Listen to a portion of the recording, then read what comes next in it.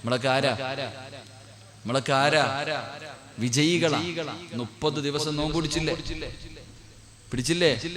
നമ്മളൊക്കെയാണ്. ബദരീങ്ങളെ കുറിച്ചൊക്കെ പറയും. ബദറിന്റെ രണാങ്കണത്തിൽ 313 സ്വഹാബത്ത് ഊരിപ്പിടിച്ച വാളുമായിട്ട് യുദ്ധക്കളത്തിലിറങ്ങിയ ചരിത്രമൊക്കെ. നമ്മളാണ് യഥാർത്ഥത്തിൽ യോദ്ധാക്കൾ. നമ്മളൊക്കെ യുദ്ധം ചെയ്തിട്ട് വിജയിച്ചിരിക്കണവർ. അള്ളാഹു വിജയിച്ചവരിൽ പെടുത്തുമാറാകട്ടെ. വിജയിച്ചവരുണ്ട്, തോറ്റുപോയവരുണ്ട്. വിജയിച്ചവരുണ്ട്, തോറ്റു. ഏത് യുദ്ധം? മനുഷ്യന്മാരെ നിങ്ങൾ ചിന്തിച്ചു നോക്കിയേ. 11 മാസക്കാലം പള്ളിയിൽ നിന്ന് വാങ്ങി വിളിച്ചാൽ നട്ടുച്ചയ്ക്ക് പോലും പോകില്ല. ചിന്തിക്കാം. നട്ടുച്ച സമയത്ത് 12:30 പള്ളിയിൽ നിന്ന് വാങ്ങി വിളിക്കണം. വീട്ടിൽ ഇരുന്നിട്ട് പോയിട്ടില്ല. നമ്മളല്ലേ തഹജ്ജുദ് നിസ്കരിച്ചത്? ഞാനും നിങ്ങളും തഹജ്ജുദ് നിസ്കരിച്ചത്. 5 വഖത്ത് പോയിട്ട് തറാവി 20 റക്അത്ത്, പാതിരാത്രി ഇഅ്തികാഫ്, എന്തൊക്കെ ആയിരുന്നില്ലേ? 11 മാസം നമ്മൾ പറയേണ്ടത് നമ്മുടെ ശരീരം കേൾക്കൂല. പോടാ കേൾക്കൂല. പോണ്ട പടച്ചവനെങ്കിൽ പട്ടിണി കിട്ടിട്ട് ശരീരത്തിനെ പാഠം പഠിപ്പിച്ചു.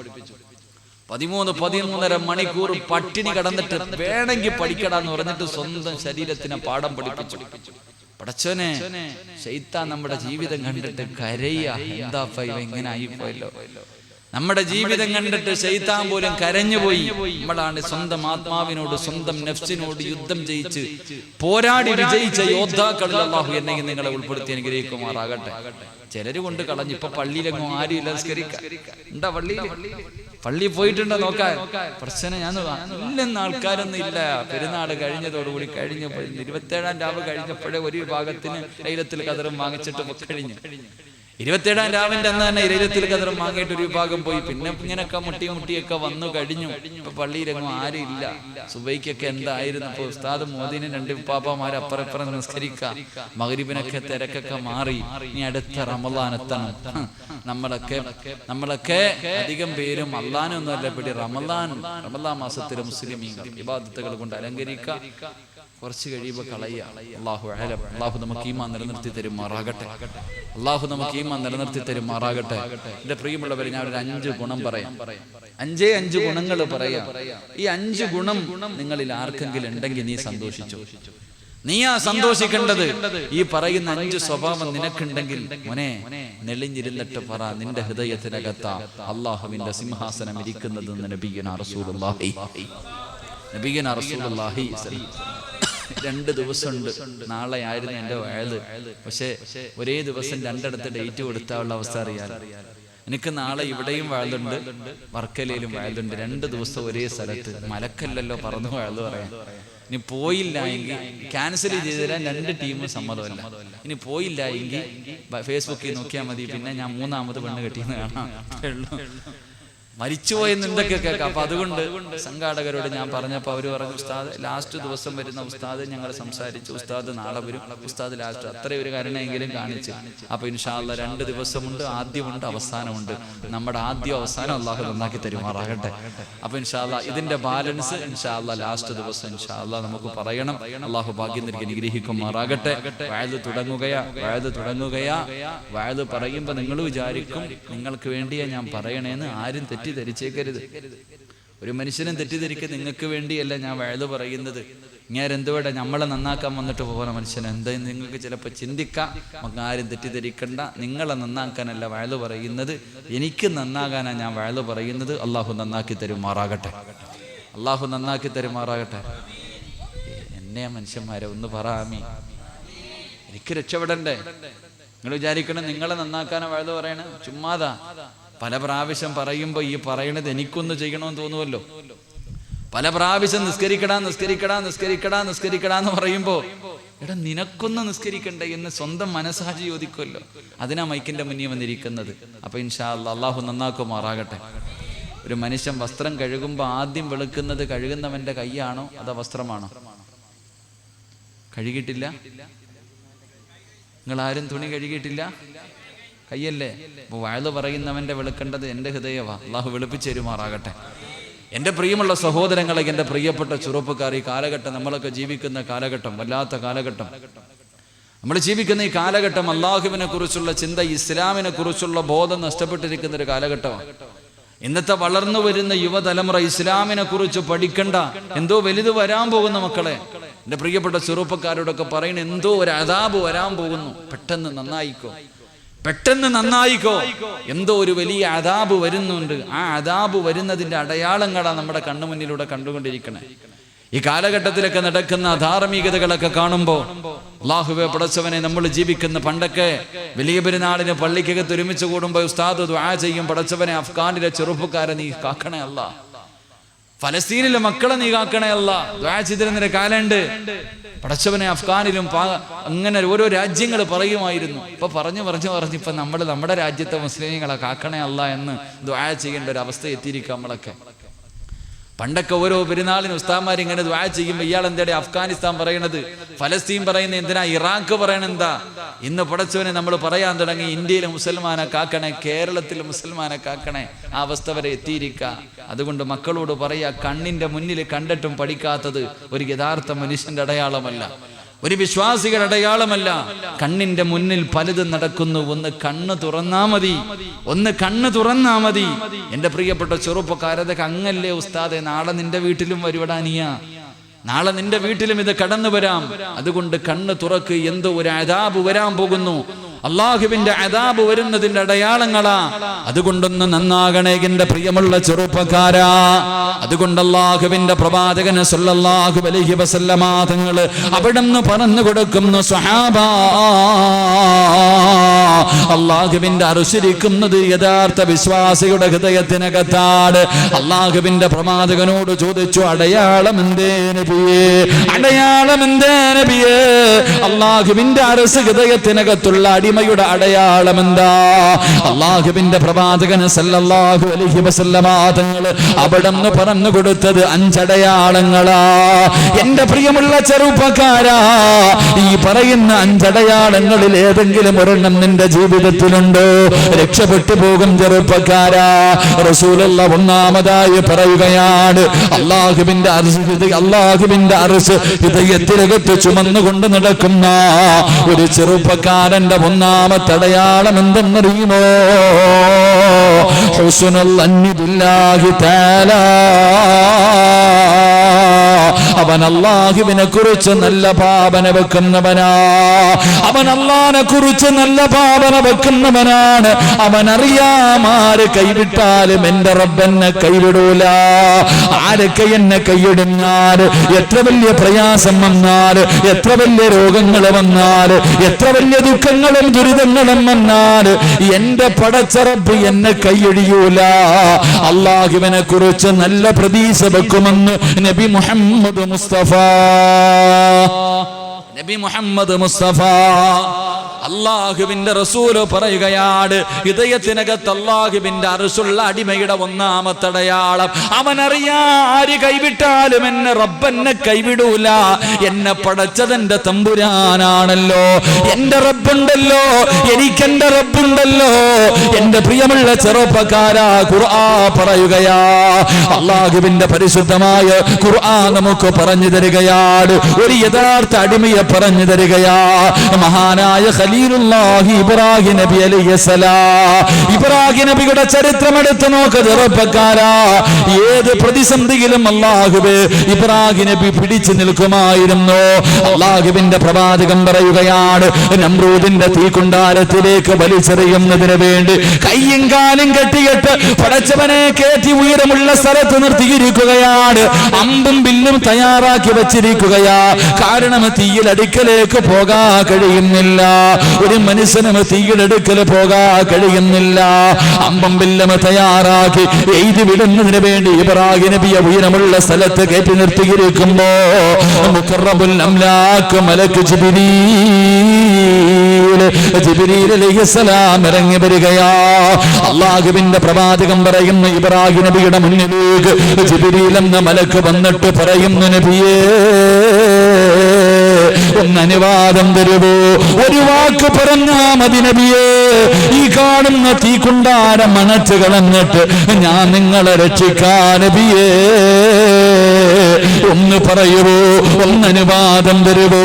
ചിരിക്കുന്ന മുഖത്തോട് ഇബ്രാഹിം നബി പറഞ്ഞു കൊടുത്തു, ജിബ്രീൽ ഭൂമിയിൽ നിന്റെ സഹായം എനിക്ക് വേണ്ട, നിന്റെ സഹായം എനിക്ക് വേണ്ട. എന്നെ പടച്ച റബ്ബിനറിയാ എന്നെ രക്ഷിക്കാ, എന്നെ സൃഷ്ടിച്ച റബ്ബിനറിയാ എന്നെ സഹായിക്കാ, നിന്റെ സഹായം എനിക്ക് വേണ്ടെന്ന് പറഞ്ഞു ഇബ്രാഹിം നബി അലൈഹിസ്സലാം അതാ ജിബ്രീലിനെ പറഞ്ഞേക്കുകയാ. എന്റെ പ്രിയമുള്ളവനെ, നമ്രൂദിന്റെ തീക്കൊണ്ടാരത്തിലേക്ക് 40 ദിവസം ഉല്ലാസ യാത്രയ്ക്ക് പോയ ഇബ്രാഹിം നബിയുടെ ചരിത്രം അല്ലാഹുവിന്റെ ഖുർആൻ പറയുമ്പോ, എന്റെ പ്രിയമുള്ളവരെ, ആ ഇബ്രാഹിം നബിയുടെ അനുസരന്മാരാണ്. നമുക്കുമായി ഈമാനാണ് വേണ്ടത്. ജീവിതത്തിലെ ദുഃഖങ്ങളും ദുരിതങ്ങളും വേദനകളും പ്രയാസങ്ങളും പ്രതിസന്ധികളും ഒന്നിനു പുറകെ ഒന്നൊന്നായി ജീവിതത്തിലേക്ക് ദുഃഖങ്ങൾ കടന്നു വരുമ്പോ, നീ അല്ലാഹു നിന്നെ ഇഷ്ടമില്ലാത്തത് കൊണ്ടല്ല, അല്ലാഹു നിന്നെ വെറുപ്പായത് കൊണ്ടല്ല, എന്റെ പ്രിയമുള്ളവര്, അല്ലാഹുവിന് നിന്നോട് സ്നേഹം കൂടിയത് കൊണ്ടാണ് അല്ലാഹു നിനക്കിത് തന്നതെന്ന വിശ്വാസം നിനക്കുണ്ടാകണേ എന്ന് നബി മുഹമ്മദ് മുസ്തഫ സല്ലല്ലാഹു അലൈഹി വസല്ലം. അല്ലാഹു ഇതൊക്കെ തന്നത് റബ്ബിനെ കുറിച്ചൊരു നല്ല ഭാവന വെക്ക്. അതാണ് അല്ലാഹുവിന്റെ അർശ് ഹൃദയത്തിലുള്ള അടിമയുടെ ഒന്നാമത്തെ അടയാളമെന്ന് നബിയുനാ റസൂലുള്ളാഹി നമുക്കില്ലാതെ പോയത് അത് തന്നെ, നമുക്കില്ലാതെ പോയത് തന്നെ. ക്യാൻസർ രോഗം വരണമെന്ന് ആഗ്രഹിക്കുന്ന ആരെങ്കിലും ഉണ്ടോ മനുഷ്യന്മാരെ? ഞാൻ നിങ്ങളും ദുആ ചെയ്യും, അല്ലാഹുവേ ഈ രോഗം തരല്ലേ തരല്ലേ തരല്ലേ അല്ലേ? എങ്കിൽ നാളെ ക്യാൻസർ രോഗിക്ക് അല്ലാഹു പരലോകത്ത് വെച്ച് കൊടുക്കുന്ന പ്രതിഫലം കാണുമ്പോ ഇത് വരാത്തവൻ പറയുമത്രേ, എനിക്കിത് വന്നില്ലല്ലോ എന്നോർത്ത് കരയുമെന്ന് നബിയുനാ റസൂലുള്ളാഹി. ക്യാൻസർ രോഗം, ഈ പനി പടരുന്ന കാലവാ. എന്ത് പനിയാ? അപ്പൊ ഡെങ്കിപ്പനിയില്ലേ? ഡെങ്കിപ്പനിയും പന്നിപ്പനിയൊക്കെ വരാൻ പോകുന്നു. ഇനി പശുപ്പനിയും കൂടെ വരാൻ പോകുക. അള്ളാഹു കാക്കുമാറാകട്ടെ, അള്ളാഹു കാക്കുമാറാകട്ടെ. അള്ളാഹു ഹലാലാക്കിയതിനെ ഹറാമാക്കുമ്പോൾ അള്ളാഹിക്കറിയാം കടിച്ച പാമ്പിനെ കൊണ്ട് വിഷമെടുപ്പിക്കാൻ. കടിച്ച പാമ്പിനെ കൊണ്ട് വിഷമെടുപ്പിക്കാൻ ആർക്കറിയാം? അള്ളാഹിക്കറിയാന്നേ. പോത്തോ പാളയും ഒക്കെ പോട്ടെ, നിരോധിച്ച് നമുക്കെന്ത് കൊളസ്ട്രോൾ കുറയും, അത്രയും നല്ലത് പോട്ട്. അള്ളാഹുവിനറിയാം ഹൈറായി തീരുമാനം എടുക്കാൻ. അള്ളാഹു നമുക്ക് ഈമാൻ നൽകി ഗ്രഹിക്കുമാറാകട്ടെ. സമാധാനം ഇരുന്നാൽ മതി, കാണാനുള്ള ഭാഗ്യം വേണം. ഇതൊക്കെ കഥ ഞാൻ പറഞ്ഞത് എന്തൊക്കെയോ വരാൻ പോകുന്നു. അപ്പൊ ഞാൻ പറഞ്ഞത്, പനി വന്ന 3 പ്രതിഫലമുണ്ടെന്ന് നബിയുനാ റസൂലുള്ളാഹി. ക്യാൻസർ ഒക്കെ പോകട്ടെ, പനി പിടിക്കുന്ന മനുഷ്യന് 3 പ്രതിഫലം റസൂലുള്ളാഹി സ്വല്ലല്ലാഹി അലൈഹി വസല്ലം തങ്ങൾ പറഞ്ഞു. പനി പിടിച്ച മനുഷ്യന്റെ അടുക്കിലേക്ക് 3 മലക്ക് വരുന്ന. ഒന്നാമത് ആ മനുഷ്യന്റെ ആരോഗ്യം ആ മലക്ക് എടുത്തോണ്ട് അങ്ങ് പോകും, ആരോഗ്യം എടുത്തോണ്ട് പോകും. രണ്ടാമത്തെ മലക്ക് 4 മലക്കുകൾ വരുന്ന. രണ്ടാമത്തെ മലക്ക് വന്നിട്ട് ആ മനുഷ്യന്റെ ഭക്ഷണത്തിലുള്ള രുചി എടുത്തിട്ട് പോകും. അതുകൊണ്ട് ആ പനി പിടിച്ചവൻ എന്ത് കൊടുത്താലും കയ്പാ, തിന്നാൻ പറ്റൂല. 3 അവന്റെ മുഖത്ത് ഒരു പ്രകാശമുണ്ട്. രോഗം പിടിച്ച് കിടക്കുന്നവനെ കണ്ടാൽ തന്നെ അറിയാം, എന്താപ്പാ ഇതെന്തിങ്ങനെ കിടക്കണമെന്ന് ചോദിക്കാറില്ലേ? ആരോഗ്യമില്ല, മുഖത്തൊരു പ്രസന്നതയില്ല, എന്ത് കഴിച്ചാലും വാ കഴിക്ക, രുചിയില്ല.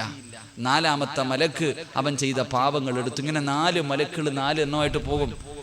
അവസാനം ഇവന്റെ 3 കാര്യങ്ങൾ പനി മാറുമ്പോൾ തിരിച്ചു കിട്ടും. 1 അവന്റെ ആരോഗ്യം, 2 ഭക്ഷണത്തിലെ രുചി, 3 അവന്റെ മുഖത്തെ പ്രസന്നത, 4ാമത്തെ മലക്ക് മാത്രം ഈ പാപങ്ങൾ കൊണ്ടുപോയ മലക്ക് തിരിച്ചു വരണില്ല.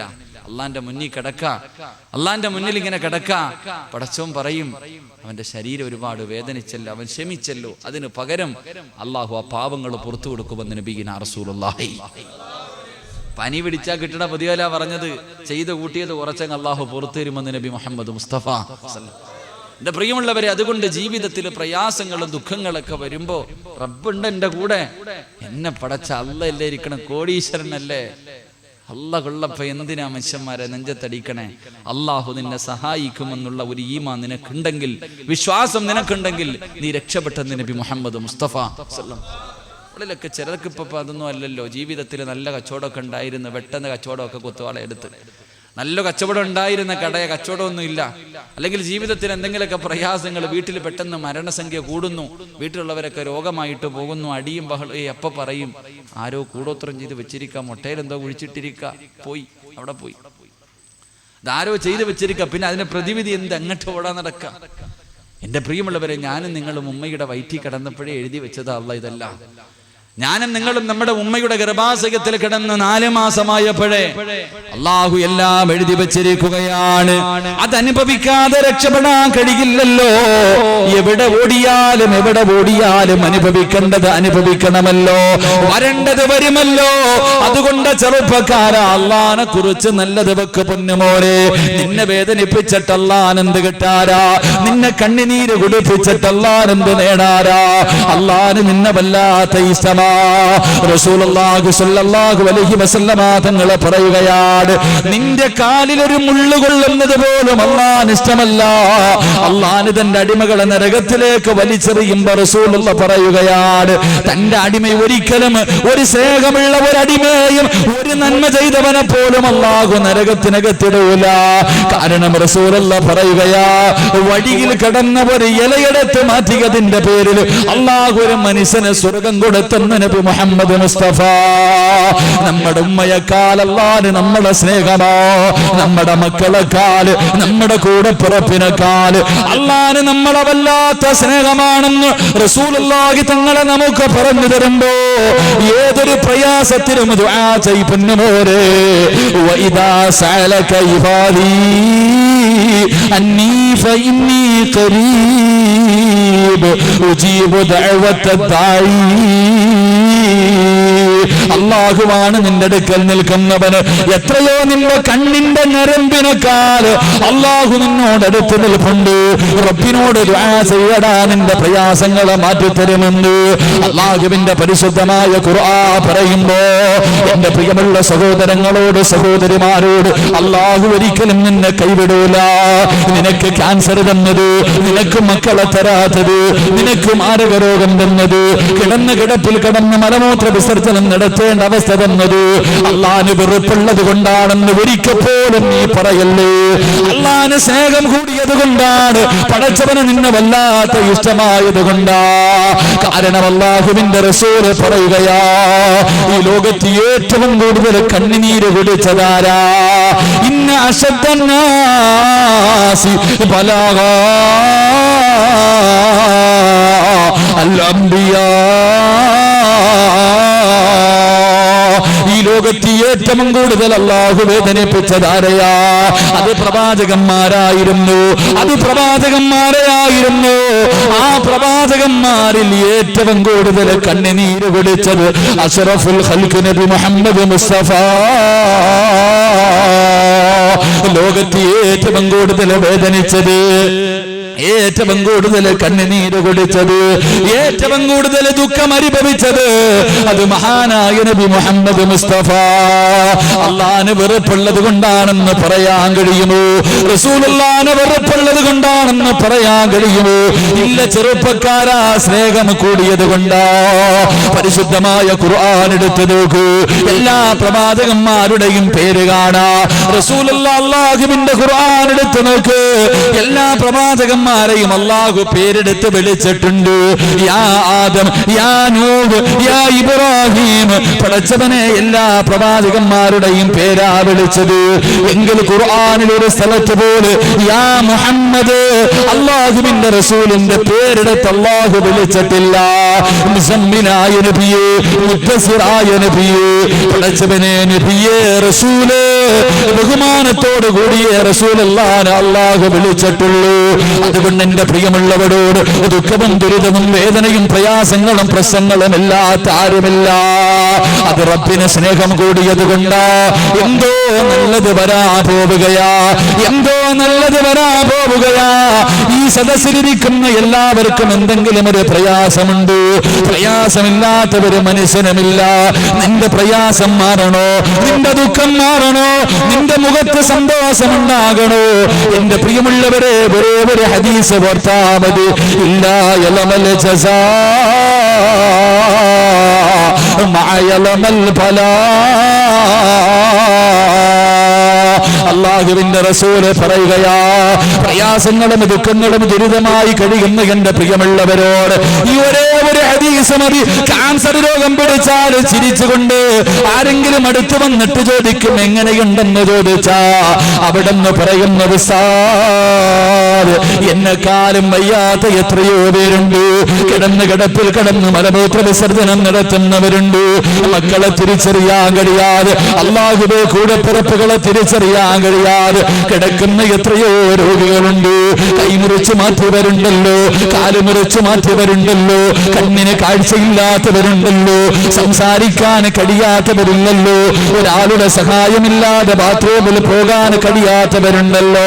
എനിക്കതൊന്നുമില്ലല്ലോ, എനിക്കതൊന്നുമില്ലല്ലോ. അൽഹംദുലില്ലാഹ്. ചിരിക്കുന്ന മുഖത്തോടെ പറയാൻ കഴിയണം.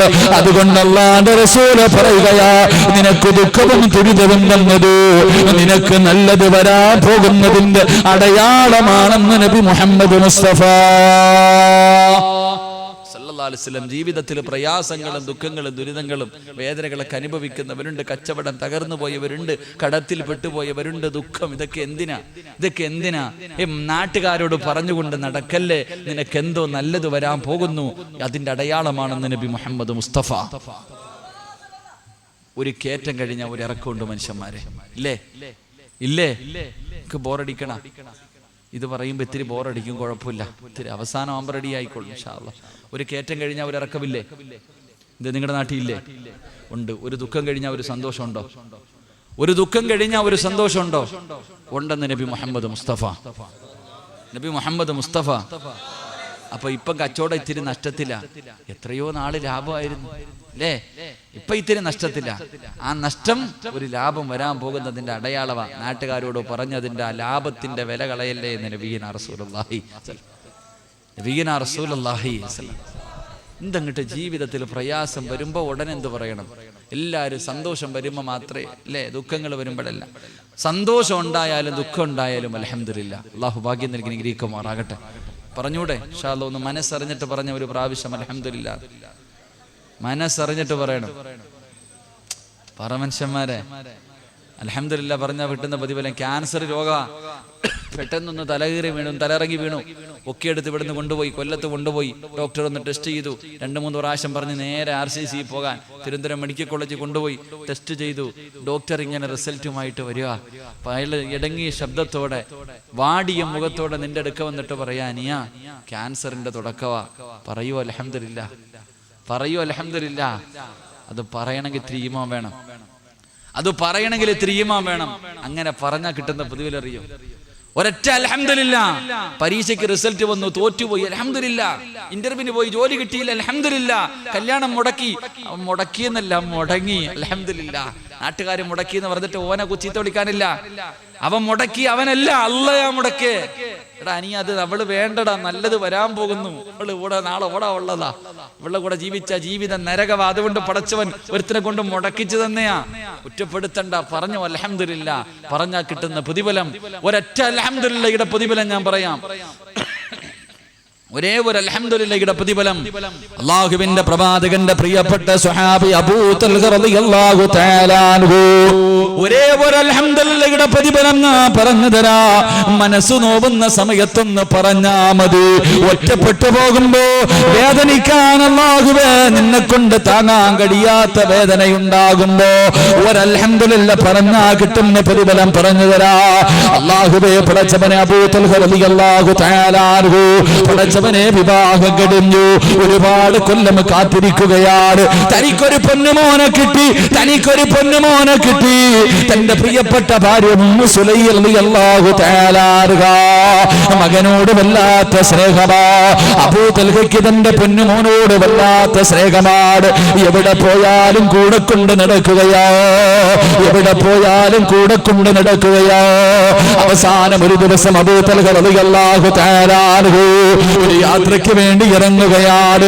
തന്റെ പ്രിയപ്പെട്ട പൊന്നുമോനെ കെട്ടിപ്പിടിച്ച് ചുടുചുംബനം കൊടുത്തിട്ട് തന്റെ ഭാര്യയുടെ കയ്യിൽ പിടിച്ചു കൊടുത്തിട്ട് പറയുന്ന, പെണ്ണ് എന്റെ പൊന്നുമോനെ പൊന്നുപോലെ നോക്കണേ. ഭാര്യയുടെ കയ്യിലേക്ക് തന്റെ പൊന്നുമോന്റെ കൈ പിടിച്ചു കൊടുത്തിട്ട് അബൂ തൽഹ റളിയല്ലാഹു തആല ഇറങ്ങി നടക്കുകയാണ്. പടച്ചവരേ, അവിടുന്ന് യാത്ര പോയി. ദിവസങ്ങൾ കഴിയുമ്പോ തന്റെ പൊന്നുമോര് പനി പിടിക്കുകയാ. എന്ത് മരുന്ന് കഴിച്ചിട്ടും പനി മാറുന്നില്ല. ഓരോ ദിവസം കഴിയുമ്പോഴും രോഗം ഇങ്ങനെ കൂടുകയാ. അവസാനം അബൂ തൽഹ റളിയല്ലാഹു തആല അൻഹുവിന്റെ പൊന്നുമോര് പടച്ചവനെ അവിടെ നിന്ന് മരണപ്പെടുകയാ. അവിടെ നിന്ന് മരണപ്പെടുകയാ. എന്ത് ചെയ്യണമെന്നറിയില്ല. ഭർത്താവ് നാട്ടിലില്ല. പൊന്നുമോര് മരിച്ചിരിക്കുകയാണ്. ഉമ്മു സുലൈം റളിയല്ലാഹു തആല അൻഹ പടച്ചവരെ പൊന്നുമോന്റെ മയ്യത്തെടുത്ത് മടിയിൽ വെച്ചിട്ടിരുന്ന് കരയുകയാ. ഒരു ഉമ്മയിരുന്ന് കരയുകയാണ്. അല്ലാഹുവേ, അവസാനം റസൂലുള്ളാഹിയുടെ മുന്നിലേക്ക് കടന്നു ചെന്നിട്ട് ചോദിക്കുന്നു, യാ റസൂലല്ലാഹ്, എന്റെ പൊന്നുമോ മരിച്ചുപോയി നബിയേ. ഭർത്താവ് നാട്ടിലില്ല നബിയേ. ഭർത്താവ് നാട്ടിലില്ല നബിയേ. എന്ത് ചെയ്യണം അല്ലാഹുവിന്റെ റസൂല്? ഉമ്മു സുലൈം റളിയല്ലാഹു തആല അൻഹയോട് അല്ലാഹുവിന്റെ റസൂല് പറഞ്ഞു, ക്ഷമിക്കുന്നു സുലൈം. പറഞ്ഞു, അൽഹംദുലില്ലാ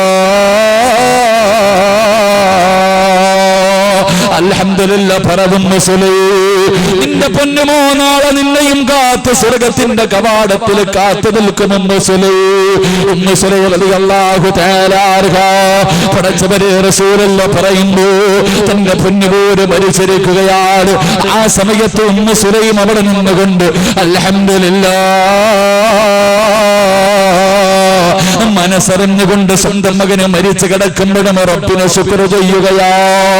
എന്റെ പ്രിയമുള്ള ചെറുപ്പക്കാരാ, അവിടുന്ന് ചോദിച്ചു, നബിയേ, ഭർത്താവ് നാട്ടിലില്ല നബിയേ. ഭർത്താവ് നാട്ടിലില്ല നബിയേ. എന്തേ ചെയ്യേണ്ടത്? എന്തേ ചെയ്യേണ്ടത്? അല്ലാഹുവിന്റെ റസൂല് പറഞ്ഞ് കുളിപ്പിച്ച് കബറടക്കും. ഉമ്മു സുലൈം റളിയല്ലാഹു തആല അൻഹ തന്റെ പ്രിയപ്പെട്ട പൊന്നുമോരെ എടുത്ത് കുളിപ്പിക്കുകയാ. മരിച്ചു കിടക്കുന്ന 9 മാസക്കാലം വയറ്റിൽ ചുമന്നുകൊണ്ട് നടന്ന മരണവേദനയുടെ വേദനയിൽ നിന്ന് പ്രസവിച്ച തന്റെ കരളിന്റെ കഷ്ടത്തിന്റെ മയ്യത്ത് കുളിപ്പിക്കുകയാണ്. പൊന്നുപോലെ വെള്ളത്തുടിയിൽ പൊതിഞ്ഞിട്ട് സഹാബത്തിന്റെ കയ്യിൽ കൊടുക്കുകയാ. അവര് കൊണ്ടുപോയി ജനാസ കബറടക്കി. പടച്ചവരെ, ദിവസങ്ങൾ കഴിഞ്ഞു. ഒരു രാത്രി കടന്നിട്ട് ഉമ്മു സുലൈമിന് ഉറക്കം വരുന്നില്ല. റബ്ബേ, കടന്ന് കരയുകയാ. കാരണമെന്തേ? തന്റെ പ്രിയപ്പെട്ട ഭർത്താവ് രാവിലെ മടങ്ങി വരികയാണ്. യാത്ര കഴിഞ്ഞ് ഭർത്താവ് വരികയാണ്. മകൻ മരിച്ചുപോയെന്ന വാർത്ത ഭർത്താവ് അറിഞ്ഞിട്ടില്ല. പടച്ചവരെ, എന്ത് ചെയ്യണമെന്നറിയാതെ ഭാര്യ വീടിനകത്ത് കിടന്ന് കരയുകയാണ്. അവസാനം അല്ലാഹുവേ, സുബഹിന്റെ സമയമെത്തുമ്പോ ഉമ്മു സുലൈം റളിയല്ലാഹു തആല അൻഹ കുളിച്ചിറങ്ങിയിട്ട് നല്ല വസ്ത്രങ്ങളും ധരിച്ചിട്ട് വീടിന്റെ കവാടത്തിൽ കാത്തു നിൽക്കുകയാ. അതാ വരുന്നു തന്റെ പ്രിയപ്പെട്ട ഭർത്താവ് തൽഹ റളിയല്ലാഹു തആല അൻഹു. വീടിന്റെ മുന്നിൽ വന്നിട്ട് അവിടുന്ന് സലാം പറയുകയാണ്. അവിടുന്ന് സലാം പറയുകയാ. വീടിനകത്തേക്ക് കിടക്കുമ്പോഴേ അവിടുന്ന് ചോദിച്ചു, ഉമ്മു സുലൈം, എന്റെ പൊന്നുമോനെവിടെ? ഉമ്മു സുലൈം കള്ളം പറയുകയാ. നമ്മുടെ മകൻ ഒരു സ്ഥലം വരെ പോയിരിക്കുകയാ. അവനൊരു സ്ഥലം വരെ പോയിരിക്കുകയാ. ഭർത്താവ് വീടിനകത്തേക്ക് കയറി. പടച്ചവരെ, ഭാര്യയെന്ന് പറഞ്ഞാലങ്ങനാ. അല്ലാഹുവേ, മാസങ്ങൾ കഴിഞ്ഞ് വീട്ടിലേക്ക് കയറി വരുന്ന ഭർത്താവ് രാവിലെ മുതൽ വൈകുന്നേരം വരെ കഷ്ടപ്പെട്ട് ജോലി ചെയ്തിട്ട് വീട്ടിലേക്ക് കയറി വരുമ്പോ മനസമാധാനം കൊടുക്കാത്തവളല്ല, ഭർത്താവിനെ പ്രയാസപ്പെടുത്തുന്നവളല്ല, പരിഹസിക്കുന്നവളും കുത്തുവാക്ക് പറയുന്നവളുമല്ല. സ്വന്തം മകൻ മരിച്ചിട്ട് പോലെ വീട്ടിലേക്ക് കയറി വരുന്ന ഭർത്താവിനോട് പൊന്നുമോ മരിച്ചുപോയെന്ന് പറഞ്ഞില്ല. പടച്ചവരെ, വീടിനകത്തേക്ക് കയറി കഴിക്കാനുള്ള ഭക്ഷണം എടുത്തു കൊടുത്തു. പടച്ചവരെ, ധരിക്കാനുള്ള വസ്ത്രം എടുത്തു കൊടുത്തു. അപ്പോഴും ഉമ്മു സുലൈമിന്റെ മനസ്സിൽ അല്ലാഹുവേ, ഭർത്താവ് യാത്ര കഴിഞ്ഞ് വരികയാണല്ലോ, ആഗ്രഹങ്ങൾ ഉണ്ടാകുമല്ലോ, അദ്ദേഹത്തിന്റെ ആഗ്രഹം സാധിച്ചു കൊടുക്കൽ എന്റെ കടമയാണല്ലോ. സർവ്വവേദനകളും മനസ്സിന്റെ ഉള്ളിൽ ഒതുക്കിയിട്ട് പ്രിയപ്പെട്ട ഭർത്താവിനെ മണിയറയ്ക്കകത്തേക്ക് വിളിക്കുകയാ. റബ്ബേ, രണ്ടുപേരും ശാരീരികമായി ബന്ധപ്പെട്ട് കഴിഞ്ഞപ്പോ അവിടുന്ന് ചോദിച്ചു, തൽഹ, ആരെങ്കിലും ഒരു മനുഷ്യൻ അമാനത്തായി നൽകിയാൽ അത് തിരിച്ചു ചോദിക്കുമ്പോ കൊടുക്കണോ തൽഹ? തൽഹ റളിയല്ലാഹു തആല അൻഹു അവിടുന്ന് പറഞ്ഞു, അമാനത്തല്ലേ പെണ്ണ്, അത് തിരിച്ചു കൊടുക്കണമല്ലോ. ആര് ചോദിച്ചാൽ അതിന്റെ ഉടമസ്ഥൻ ചോദിക്കുമ്പോ തിരിച്ചു കൊടുക്കണമല്ലോ. ഉമ്മു സുലൈമിന്റെ കണ്ണു നിറയുകയാ. ഉമ്മു സുലൈം ഇരുന്ന് കരയുകയാണ്. തൽഹ റളിയല്ലാഹു തആല അൻഹു കരയുന്ന ഭാര്യയോട് ചോദിച്ചു, എന്തിനാ കരയുന്നത്? അവിടുന്ന് കരഞ്ഞുകൊണ്ട് പറയുന്നു, തൽഹ, അല്ലാഹു നമുക്ക് അമാനത്തായി നൽകിയ നമ്മുടെ പൊന്നുമോൻ അവനെ തിരിച്ചു വിളിച്ചു, തൽഹ, അവന് മരിച്ചുപോയി. തൽഹ ഇടിനാദം പോലെയാ തൽഹ റളിയല്ലാഹു തആല അൻഹു കേൾക്കുന്നത്. പടച്ചവരെ, ഇരുന്ന് കരയുകയാ. മകനെ വല്ലാതെ സ്നേഹിക്കുന്ന വാപ്പയാണല്ലോ, സഹിക്കാൻ കഴിയാതെ കരയുകയാ. എന്റെ പ്രിയമുള്ള സഹോദരങ്ങളെ, ഏറ്റവും കൂടുതൽ വേദന എന്തെന്നറിയുമോ? മകൻ മരിച്ചതിനേക്കാളും വലിയ വേദന ഭാര്യ വീട്ടിൽ വന്നപ്പോ പറഞ്ഞില്ലല്ലോ. എന്റെ ഭാര്യ എന്നോടത് പറഞ്ഞില്ലല്ലോ. ഇലാ ഹദ്റത്തി റസൂലില്ലാഹ്, സുബഹിന്റെ സമയമായപ്പോ അല്ലാഹുവിന്റെ റസൂലിന്റെ മുന്നിലേക്ക് ഓടുകയാണ്. യാ റസൂലല്ലാഹ്, എനിക്ക് ഉമ്മു സുലൈമിനെ വേണ്ട നബിയേ, ഇവളുടെ കൂടെ ഒരു ജീവിതമില്ല നബിയേ, എനിക്കിവളെ വേണ്ട നബിയേ. അല്ലാഹുവിന്റെ റസൂലിന്റെ മുന്നിലിരുന്ന് പറയുകയാണ്. റസൂലുള്ള ചോദിച്ചു, തൽഹ, കാരണമെന്ത്? യാ റസൂലല്ലാഹ്, എന്റെ മകൻ മരിച്ച വാർത്ത ഇവളെന്നോട് പറഞ്ഞില്ല നബിയേ. ഇവളെ വീട്ടിലേക്ക് കയറി വന്നപ്പോ എന്നെ ചിരിക്കുന്ന മുഖത്തോടെ സ്വീകരിച്ചു. എനിക്കിവളെ ഭക്ഷണം വിളമ്പെത്തുന്നു. അവളുടെ ആഗ്രഹങ്ങൾ സാധിച്ചു നബിയേ. അല്ലാഹുവിന്റെ റസൂൽ പറഞ്ഞില്ല, തൽഹ, ഇവളെ പോലെ ഒരു നല്ല ഭാര്യ നിനക്ക് കിട്ടിയല്ലോ. ഏതുമ്മയ്ക്കാ അതിന്റെ മക്കള് മരിച്ചാ സഹിക്കാൻ കഴിയോ? സഹിക്കാൻ കഴിയോ? എന്റെ പ്രിയമുള്ളവരെ, ഞാനും നിങ്ങളും പെരുന്നാൾ ആഘോഷിച്ചല്ലോ. ആ പെരുന്നാളിൽ നിന്ന് വാട്സപ്പും ഫേസ്ബുക്കിലും ഒക്കെ ഒരു ഫോട്ടോ കാണോ. 16 വയസ്സുള്ള ജുനൈദ് എന്ന് പറയുന്ന ഒരു പാവപ്പെട്ട പൊന്നുപോൽ അല്ലാഹുവിന്റെ പരിശുദ്ധമായ ഖുർആൻ പഠിച്ച ജുനൈദ് എന്ന് പറയുന്ന 16 വയസ്സുള്ള പൊന്നുപോ പഠിച്ചവരെ തനിക്ക് സമ്മാനമായി കിട്ടിയ 1500 രൂപയുമായി പഠിച്ചവനെ പോയതാണല്ലോ.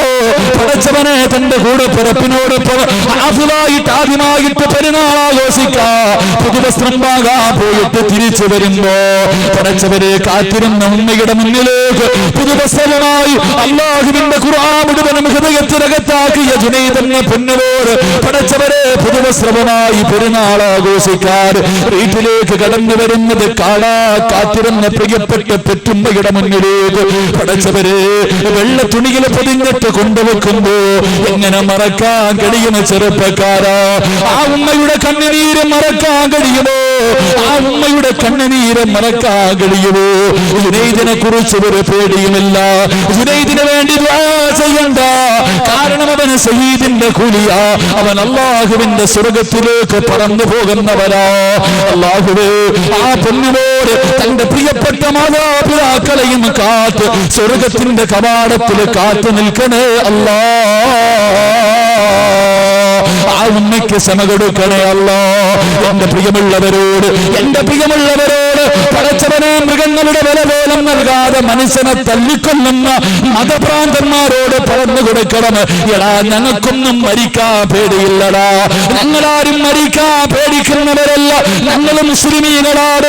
ജുനൈദ് എന്ന പൊന്നുമോനെ കഫൻ തുണിയിൽ പൊതിഞ്ഞ് അവന്റെ വീടിനകത്ത് കൊണ്ടുവന്ന് കടത്തിയിരിക്കുന്ന ഫോട്ടോ കാണുമ്പോ അവന്റെ മുഖത്തെ പുഞ്ചിരി കണ്ടിട്ട് മനസ്സിൽ ഞങ്ങളും പറയാറുണ്ട്, റബ്ബേ ഇവനെ പോലെ ഒരു മരണം തരണേ അല്ലാ. ഞങ്ങളൊക്കെ ആഗ്രഹിക്കുന്നത് വെട്ടുകൊണ്ട് മരിച്ചാൽ, നടുറോഡിൽ കിടന്ന് വെട്ടുകൊണ്ട് മരിച്ചാൽ, ആ മരിക്കുന്ന സമയത്ത് വെട്ടുന്നവന്റെ മുഖത്ത് നോക്കിയിട്ട് ചിരിച്ചുകൊണ്ട് ലാ ഇലാഹ ഇല്ലല്ലാഹ് എന്ന് പറഞ്ഞ് മരിക്കാ കൊതിക്കുന്നവരാ. ഞങ്ങൾക്ക് മരിക്കാ പേടിയില്ല, ഞങ്ങൾക്ക് മരിക്കാ പേടിയില്ല. ഞങ്ങൾ ആരുടെ തലമുറയെന്നറിയുമോ? ഞങ്ങളൊക്കെ മുസ്ലിമീങ്ങളോ. 1400 വർഷങ്ങൾക്ക് മുമ്പ് അല്ലാഹുവിന്റെ പ്രവാചകൻ സല്ലല്ലാഹു അലൈഹി വസല്ലമ തങ്ങൾ എന്റെ പ്രിയപ്പെട്ട യുവതലമുറകളോട്, എന്റെ പ്രിയപ്പെട്ട പെണ്ണന്മാരോട് അല്ലാഹുവിന്റെ റസൂൽ മഹാനായ സയ്യിദുനാ ഉസ്മാൻ ഇബ്നു അഫ്ഫാൻ റളിയല്ലാഹു തആല അൻഹു രണ്ടുപേരും ഇങ്ങനെ നടന്നു പോകുമ്പോ പടച്ചവര് പട്ടിക തല്ലുന്നത് പോലെ ഖുറൈശികൾ ഒരാണിനെയും പെണ്ണിനെയും തല്ലിച്ചതയ്ക്കുകയാ. വരുന്നവനും പോകുന്നവനും എല്ലാം തല്ലുകയാ. മഹദി സുമയ്യ ബീബി റളിയല്ലാഹു തആല അൻഹ തന്റെ പ്രിയപ്പെട്ട യാസിർ റളിയല്ലാഹു തആല അൻഹു രണ്ടുപേരെയും ഇട്ട് തല്ലിച്ചതയ്ക്കുകയാണ്. അവസാനം അല്ലാഹുവിന്റെ റസൂൽ നോക്കുമ്പോ പടച്ചവര് കത്തിക്കൊണ്ടിരിക്കുന്ന തീക്കകത്തേക്ക് തലകീഴായി കുത്തിയിറക്കുകയാ. തലകീഴായി തീക്കകത്തേക്ക് കെട്ടിയിട്ടിരിക്കുകയാണ്. ശരീരം മുഴുവനും കത്തിക്കരിയുകയാണ്.